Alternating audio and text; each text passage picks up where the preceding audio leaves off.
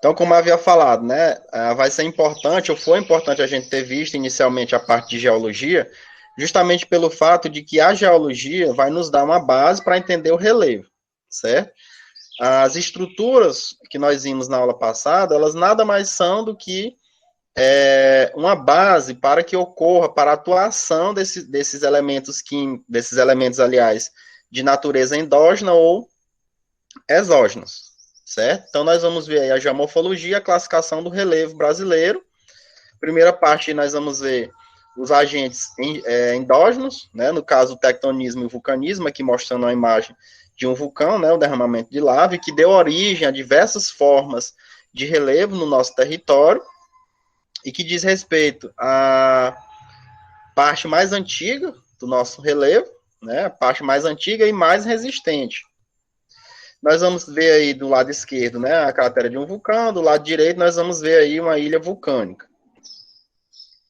Aqui uma cordilheira, certo? Aqui o Himalaia, justamente um dobramento moderno lá na região da Ásia. E os agentes exógenos, né, os agentes externos do relevo. Nós vamos ter o intemperismo físico ligado à parte de quebra, de fraturamento. Nós vamos ter o intemperismo químico, que é geralmente a mudança da estrutura da rocha, estrutura química da rocha. Nós vamos ter os agentes, quando atua os agentes exógenos, né, como está mostrando aqui, nós vamos ter um processo de erosão lá no topo, nas vertentes, e esse processo de sedimentação, né, ele vai gerar uma forma típica de relevo, que é justamente, por exemplo, uma planície, certo? Então, nós vamos ter a erosão, seja uma erosão por dissecação, no caso dos rios, seja uma erosão pluvial, no caso da chuva. E aí, esse sedimento que desce aqui, ele vai se acumulando. Isso daqui é uma área de acumulação, certo?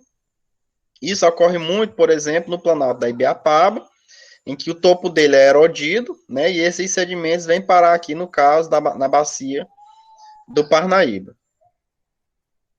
A água, né, como um agente modelador do relevo. No caso aqui, mostrando a modelação por meio de dissecação. Então, essa parte aqui, né, ela está sendo toda erodida. E mesmo aqui embaixo, as margens, né, da rocha, causa erosão. Um exemplo, o rio Piracuruca.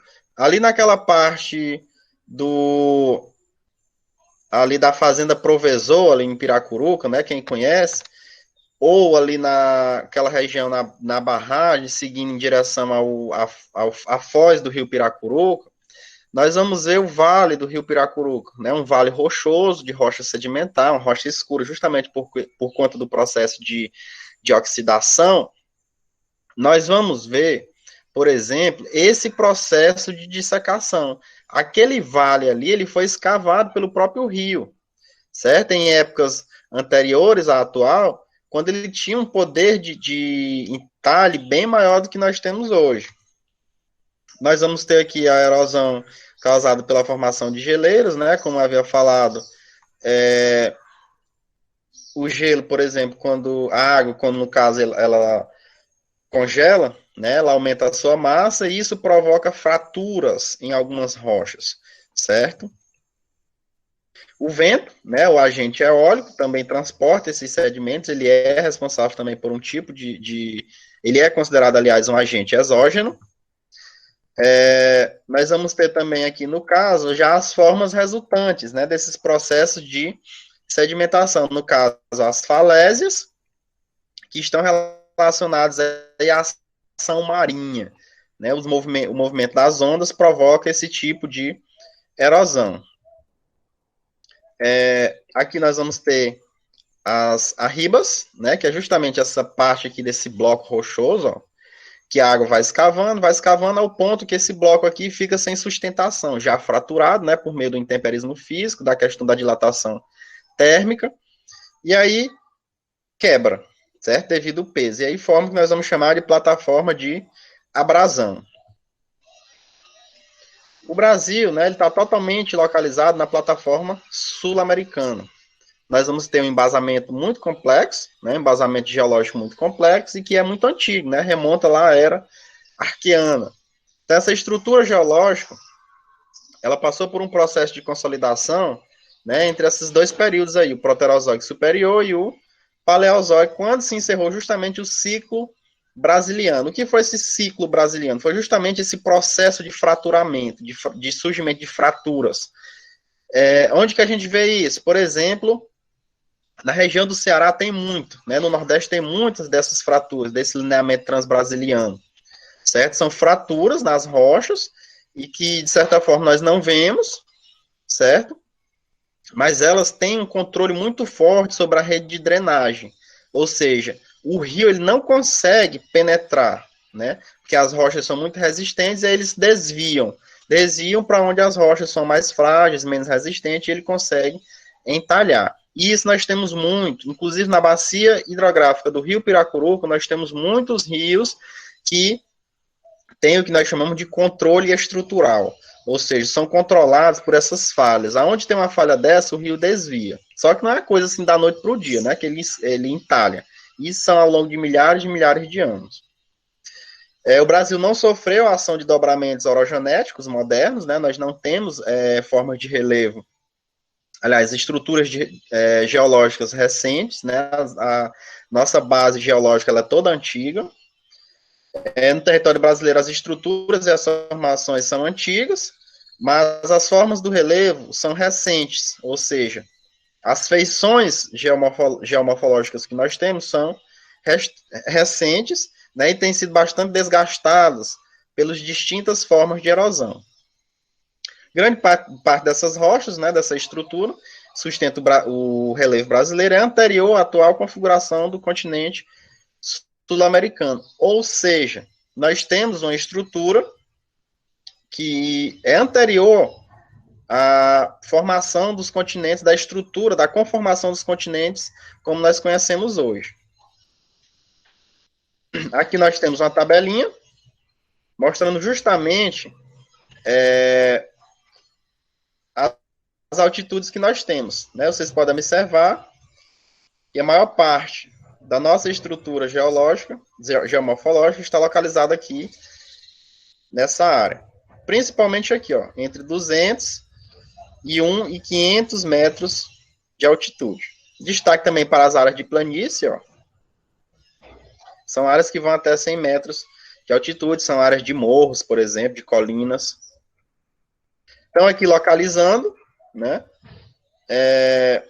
as terras baixas, aliás, abaixo de 200 metros, nós vamos ter aqui a região litorânea, né, onde se localiza, por exemplo, aqui o Piauí, e a região amazônica, certo? A maior parte do território brasileiro se encontra aqui com essas altitudes de 200 a 900 metros de altitude. E as áreas mais altas, né, os chamados espigões ou serras, onde nós vamos ter aí altitudes superiores a 900 metros. Temos um aqui no Nordeste, além do Planalto da Borborema, nós vamos ter aqui o Planalto da Ibiapaba, que chega até a ter mais de 1.000 metros de altitude em alguns locais, certo? Aí as classificações do relevo brasileiro, nós vamos ter a classificação, a primeira, né, de Haroldo de Azevedo, feita na década de 40, onde ele dividiu aí as estruturas geomorfológicas brasileiras em apenas duas, né, considerando apenas a altitude do relevo. Nós vamos ter aí que em 59% do nosso território nós vamos ter áreas de planalto e em 41% nós vamos ter áreas de planície. Planalto acima de 200 metros, abaixo disso nós vamos ter áreas de planície. Toda essa parte verde aqui é área de planície, e essas cores de amarelo, essas variações de amarelo, nós vamos ter as áreas de planalto. Segunda classificação, né, do professor Assis Absaber, feito na década de 50 para 60, ele dividiu esse nosso território, né, de uma forma diferente. Ele considerou a gênese do relevo, certo? Além da altitude. E aí nós vamos ter que, em 75% do nosso território, nós vamos ter área de planalto, ao passo que em 25% nós vamos ter área de planície, certo? Então nós vamos ter aqui essa área amarelo claro aqui, nós vamos ter áreas de planalto, todo o planalto central, ligado, por exemplo, ao planalto do Maranhão Piauí, planalto nordestino. E aqui nessa área mais escura, nós vamos ter as áreas mais altas do nosso território, né, que é o planalto das Guianas. E essa área verdinha aqui, né, que circunda todo o litoral brasileiro e a área da Amazônia, nós vamos ter áreas de planícies. A terceira classificação, oriunda de um projeto, né, um projeto chamado Radam Brasil, que mapeou todo o território brasileiro em termos de geologia, geomorfologia, aptidão das terras, climas, certo? O professor Jurandir Ross fez esse mapeamento, né? Ele identificou 28 formas de relevo, sendo que nas outras duas nós só tínhamos planalto e planície, e ele inseriu mais uma forma, né? Que seriam as depressões, certo? Então tá aqui mostrando, e aí nós temos 3 cortes longitudinais. Nós vamos ter de A para B, né? Do Planalto das Guianas até essa área aqui, particularmente perto do Planalto Central, onde nós vamos ter, iniciando aqui, né, o Planalto Residual Norte Amazônico, passando aqui pela Depressão Marginal, passando pela planície do Rio Amazonas, até chegar aos Planaltos Residuais Sul Amazônicos. No segundo corte aqui, né, de C para D, que é essa parte aqui que passa pelo Nordeste brasileiro, nós vamos ter aqui a área do Planaltos e Chapadas da Bacia do Parnaíba, a Depressão Sertaneja, lá do lado do Ceará, e os tabuleiros litorâneos. De E para F, nós vamos ter aqui o 26, né, que é a planície do Pantanal. Nós vamos passar aqui pelos Planaltos e Chapadas da Bacia do Paraná, até chegar, passando ainda pela Depressão Periférica, né, até chegar aos Planaltos e Serras do Atlântico Leste e Sudeste. Aqui nós temos alguns exemplos, né, das serras ao fundo e chapadas, certo? Uma área de planície, vocês estão vendo aqui no desenho aqui, ó, que pouco há de declividade, né? São formas de relevo plano, a suave ondulada. Aqui na imagem mesmo a gente imagina que é tudo plano. Nós vamos ter áreas de depressão, certo? Aqui a parte de cima, né? A parte plana, mas aqui embaixo a parte mais rebaixada. E aí nós vamos ter 2 tipos de depressões, né? A depressão absoluta e a depressão relativa. Ambas são áreas de menor altitude em relação ao seu entorno. Vocês estão vendo aqui uma área mais baixa do que o entorno aqui, ó, que é mais alto. Qual a diferença de depressão relativa para a depressão absoluta? A absoluta é uma depressão que está abaixo do nível do mar. A relativa está acima do nível do mar. Então, ambas são áreas mais baixas do que o seu entorno, mas a depressão absoluta ela está abaixo do nível do mar. Aí nós vamos ter outras formas de relevo, né? O relevo escarpado, onde a gente pode ver aqui a cuesta de Botucatu, São Paulo. Nós vamos ter aqui a cuesta da Serra da Ibiapaba, né? Essa parte que nós chamamos de front, ou frente da cuesta, né? Todo o sedimento que cai daqui vem para cá, que é uma área que nós chamamos de talos, certo? Aqui já é uma área de calcário, e aqui ao fundo nós temos a depressão sertaneja, é uma área em que o sedimentar está em contato com o cristalino. E do outro lado da cuesta nós vamos ter o reverso, que no caso aqui fica para o lado piauiense, certo? É uma área com decaimento para o lado piauiense. A área de chapada, ó, essa área aqui plana, certo? Isso é uma área de chapada. E aqui nós temos os vales, né, de vários rios, certo? Nós temos aqui uma foto dos mares de Morros, né, que fica ali na região sudeste. Tem esse nome aí porque vocês estão vendo, parece que foi tudo dobrado, né? Então, nós temos aqui um exemplo de morros. Lembrando que morro, acima de 100 metros, abaixo disso nós temos as colinas. Uma área de Inselberg, uma área que é uma área cristalina, certo? Ficou essa área aqui, essa protuberância na superfície, justamente porque ela tem uma maior resistência do que a área do entorno. E aqui um exemplo nosso, né? Uma área aqui do município de Quixadá, em que essa rocha, por ter uma resistência bem maior do que o do seu entorno, ela foi pouco erodida em relação à área adjacente, certo? Isso daqui é o que nós chamamos de monólito, é um único bloco que ficou aqui, como se tivesse perdido no meio do nada aí. As serras, né, como se fossem essas ondulações aqui em altitudes, com altitudes bem elevadas. Relevo submarino, nós temos a margem continental ocidental, né, a margem oeste da placa sul-americana. Nós temos do outro lado aí o Oceano Pacífico, né, aqui nós temos a crosta oceânica e o que nós vamos chamar de fossa submarina, né, a plataforma continental e o talude continental. Do outro lado, né, na área oriental, ou parte leste, nós temos aqui o Atlântico, né, a plataforma continental, onde geralmente a gente encontra petróleo, como por exemplo lá na Bacia de Campos, no Recôncavo Baiano, né, são áreas que são ricas em petróleo. Nós temos a área do talude continental, que é quando já abaixa mais aqui, e a área chamada de região pelágica ou abissal, que é tão profunda que a luz do sol não consegue penetrar. Nós temos aí a morfologia litorânea, né, nós vamos ter as restingas, que nada mais é do que uma área de acumulação de partículas orgânicas e minerais, né, trazidas pelas correntes marinhas, ou das ondas, ou das marés, e que formam essas praias, né, e vocês estão vendo aqui que é como se tivessem lodo, certo? Mas isso daí nada mais é do que matéria orgânica, ou algumas formas de vida microscópicas. E isso daqui é uma restinga. No caso aqui, a Lagoa Rodrigo de Freitas, certo? As falésias, como a gente já viu, certo? Um relevo marinho também, que está nas áreas litorâneas. A barra, que está relacionada a esse banco de areia aqui, ó, que é formado em uma das laterais, ou nas duas laterais, de um estuário, né, de um rio. Nós vamos ter o saco, baía ou golfo, né, que é em forma de ferradura, ó, como vocês estão vendo aqui, é muito parecido, certo? E aqui dá para a gente ver duas estruturas. O golfo, que no caso é o maior, a baía é uma área intermediária e o saco é uma área de menor extensão. O que diferencia elas é justamente o seu tamanho, certo? E aí nós vamos ter também as áreas insulares ou peninsulares, né, que é justamente essa pontinha aqui, ó.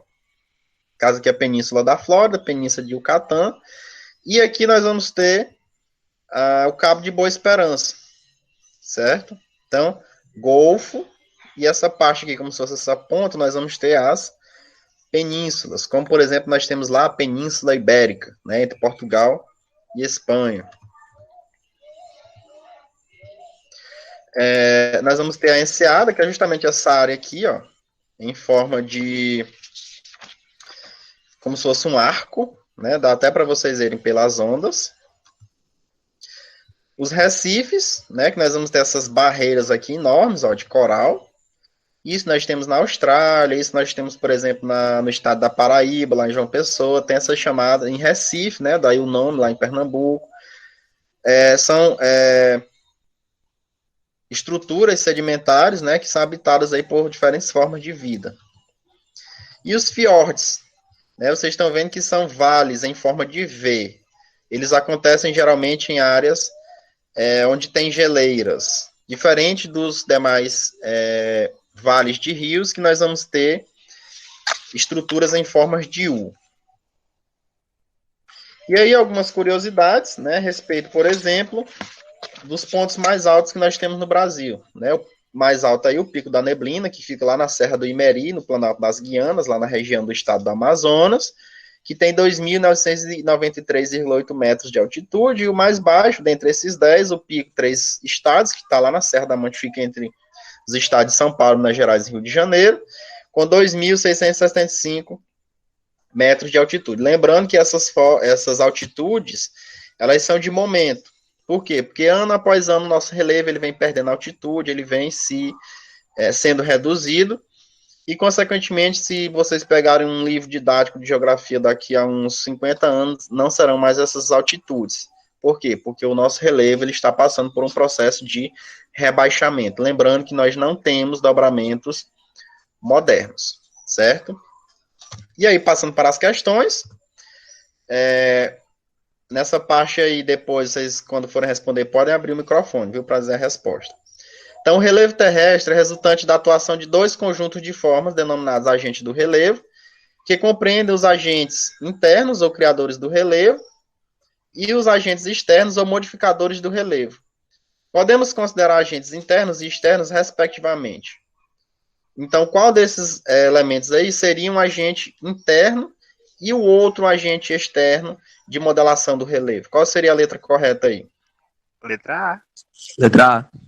Letra A, o tectonismo e o intemperismo, né, que seriam resposta correta. Por exemplo, água e seres vivos, nós estamos falando de agentes externos, vento é externo, né, ele está falando respectivamente, então o vento é externo e o vulcanismo é interno, está certo. Contudo, ele fala respectivamente. As águas correntes e o intemperismo é a mesma coisa, né, as águas correntes são uma forma de intemperismo, e os abalos sísmicos e vulcanismo são formas internas de modelação do relevo. Então, resposta correta a letra A. Segunda, regiões que apresentam níveis muito elevados de altitude costumam apresentar climas mais frios. Olha só, regiões mais altas apresentam climas mais frios. Um exemplo aqui, Pedro II. Em função da menor pressão atmosférica existente nesse tipo de ambiente. O tipo de relevo que registra a ocorrência dos fenômenos acima apresentados seria letra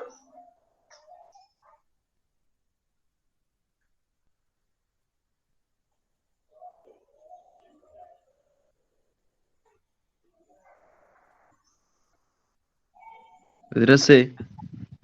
Letra C. Se a gente for por método, Outro? se a gente for por método de eliminação, a gente fica entre a C e a D, entendeu? Mas aí eu particularmente chutaria a D.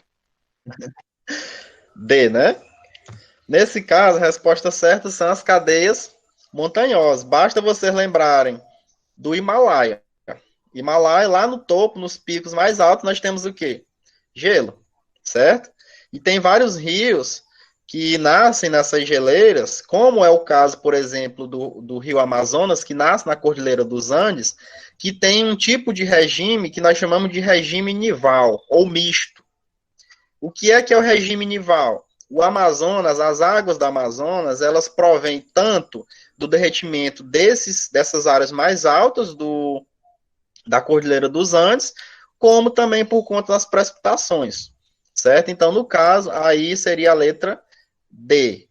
É como se estivesse dizendo assim, a D é mais correta do que a C. Por quê? Porque se você, por exemplo, for lá em Tianguá, você vai ver que é uma área fria, se a gente considerar as áreas do entorno, certo? Mas nesse caso aí, as áreas de clima mais frios seriam as cadeias de montanha, que é onde, por exemplo, você tem até neve ou gelo eterno, certo? Terceira questão, uma imagem aí, né, mostrando a fisionomia, que é naturalmente típica de uma determinada formação. Qual seria? Essa é bem fácil. Se bem que dá para ficar em dúvida entre duas letras aí.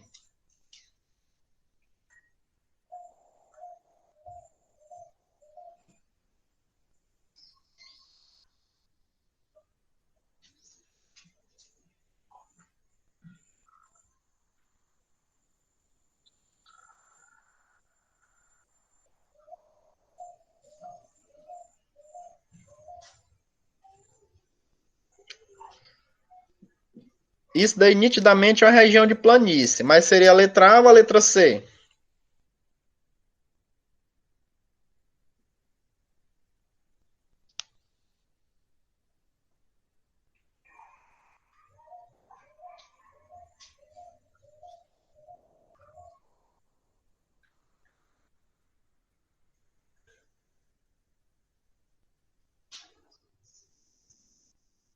Alguém arrisca? Letra A. A. Resposta certa, letra A. Regiões de planície, por estarem um relevo aplanado, logicamente, né, uma área de planície, então o relevo vai estar sendo rebaixado, que não propicia o escoamento em velocidade dos cursos de água. Não quer dizer que o rio ele não tem velocidade, logicamente ele vai ter, né? Só que bem reduzido, resultando na formação de meandros. Então, isso daqui, ó, se forma justamente pelo fato de que ele retira daqui e deposita aqui. Então, em uma margem há degradação e na outra margem há a gradação. Ele tira daqui e deposita aqui, certo? Isso, com o passar do tempo, vai fechar. Então, isso daqui vai se tornar uma ilha, certo?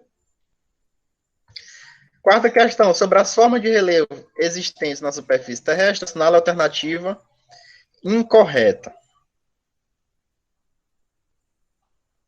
Qual seria aí a letra?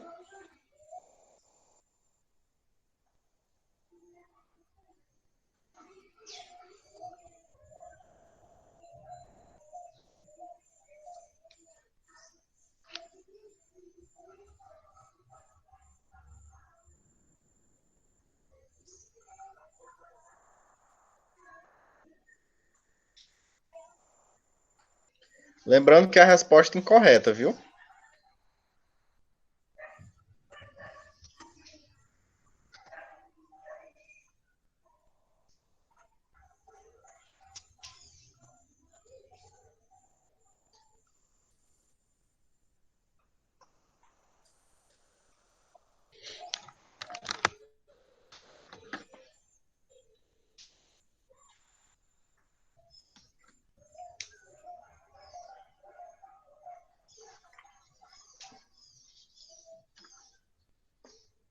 Qual seria a letra? Pessoal aqui indo na D, professor. Na D? Letra C. Por que a letra C está incorreta? Diz assim, ó, nas planícies, o processo de erosão não é muito acentuado. Havendo uma deposição de sedimentos em menor grau em comparação com as demais formas de relevo. Logicamente que não. As planícies, está errado por isso daqui, ó. Menor grau se comparado a outras formas de relevo. Pelo contrário, as planícies, elas se formam justamente porque ali há uma maior quantidade de deposição, que geralmente vem dos planaltos, certo? Então, não é que essa deposição seja menor do que as outras áreas. Pelo contrário, ela é maior. Justamente por isso é que se formam as planícies, certo? Todas as outras corretas, somente a C incorreta. Quinta.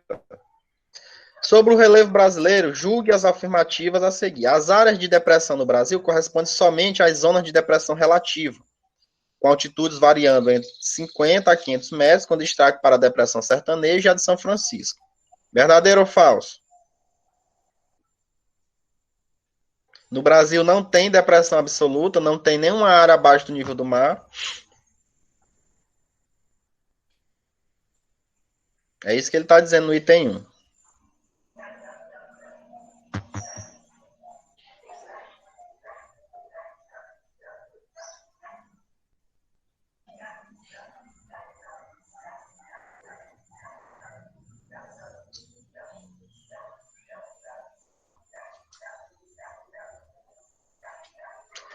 Item 2. As áreas de planície no Brasil estão restritas às margens de grandes rios e seus afluentes, além de boa parte do litoral do país. E a 3, o centro-sul do Brasil é predominantemente constituído por formações planálticas. Lá naquelas figurinhas que vocês viram, principalmente naquela última lá do Jurandir Ross, esses itens aí, tem algum falso? Ou todos são verdadeiros? Qual seria a letra aí?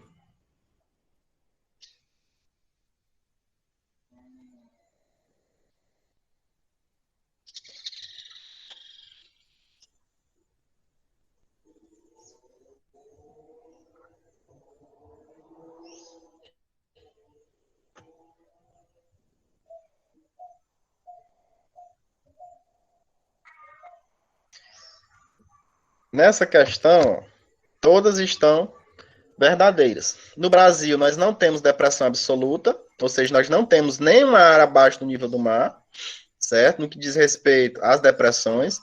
As planícies que nós temos, elas estão restritas às margens de grandes rios e seus afluentes, certo? E no centro-sul predomina as áreas de planalto, principalmente os planaltos da bacia do Paraná, certo? Além do Planalto Central, logicamente. O relevo brasileiro não apresenta elevadas altitudes. Né? Vocês viram que alguns picos se destacam, mas isso é exceção. Cerca de 92% acima, aliás, altitudes inferiores a 900 metros acima do nível do mar. Isso ocorre por quê? Essa está muito fácil. Qual seria a resposta?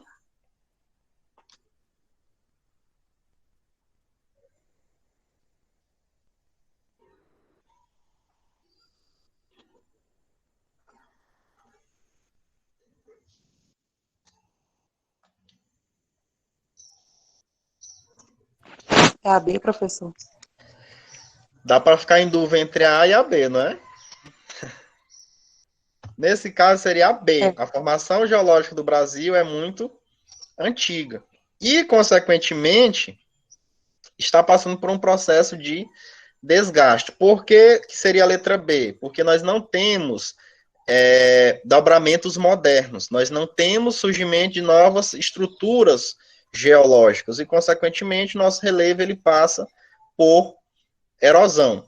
Certo? Letra B seria a correta. A sétima questão, para classificar o relevo, deve-se considerar a atuação conjunta, né, de todos os fatores analisados, tanto a influência interna, representada pelo tectonismo, e a atuação do clima nos diferentes tipos de rochas. Sobre o relevo brasileiro, é correto afirmar. Seria a letra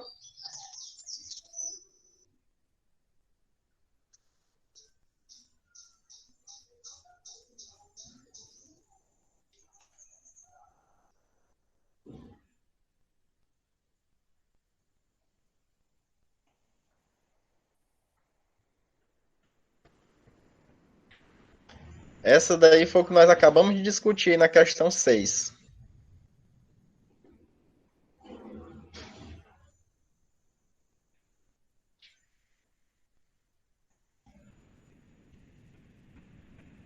Você acabou de falar aí que não tem dobramento moderno. Então, eu diria que Então seria a letra C. Né? Não ocorre no país dobramentos modernos. E essa característica contribui para que o relevo seja bastante desgastado e rebaixado pelo intemperismo e pela erosão, fato evidenciado pelas modestas altitudes encontradas no país. Então, essa seria a resposta correta. A rede hidrográfica brasileira é composta por rios, em maioria perenes, e com grande potencial para a geração de energia elétrica, pois se encontram predominantemente em regiões de planalto. Analisando a rede hidrográfica brasileira, conclui-se que a navegação de maior porte é realizada em rios, como as da bacia do Amazonas, do Paraguai e em trecho do São Francisco. 2. Os rios das regiões sul e sudeste apresentam limitado potencial de navegação, sendo necessária, em alguns casos, a construção de eclusas, que são áreas, são estruturas que elevam, né, essas águas, como no caso do rio Tietê. A bacia do rio Paraguai é a maior do Brasil, e onde se situa a maior usina hidrelétrica do país, no caso Itaipu. O rio Uruguai nasce da junção dos rios Canoa e Pelotas. Né? A bacia Platina é composta pelas bacias hidrográficas do Paraná, Uruguai e Tocantins, que juntas formam a maior rede navegável do Brasil. Qual seria a resposta aí? Qual dessas está correto? Nesse caso aí, a gente não abordou tanto essa parte da rede hidrográfica brasileira. Mas dá para vocês terem ideia aí do que seria a resposta correta.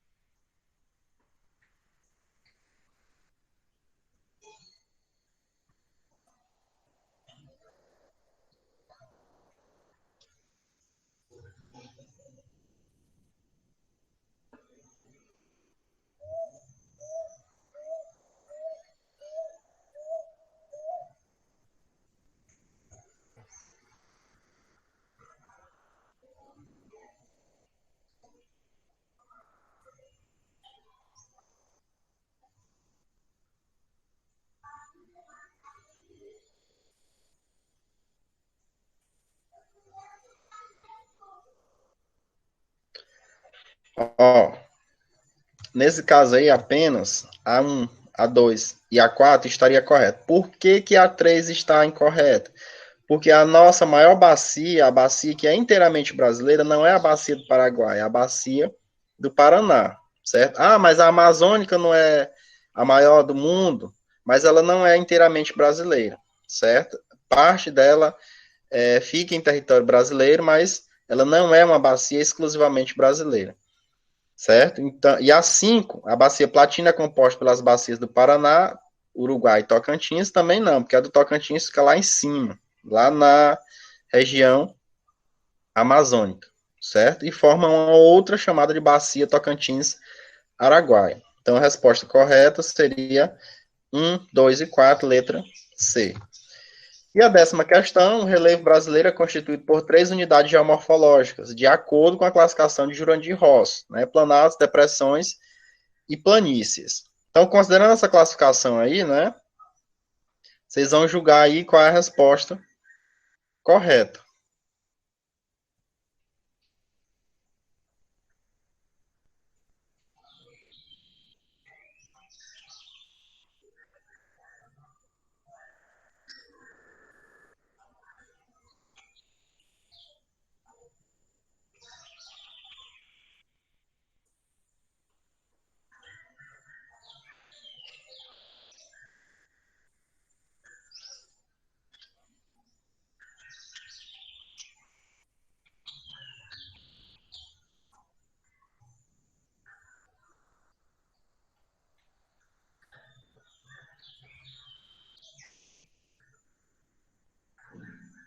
Dá para ter ideia qual que seria a resposta aí da 10ª questão?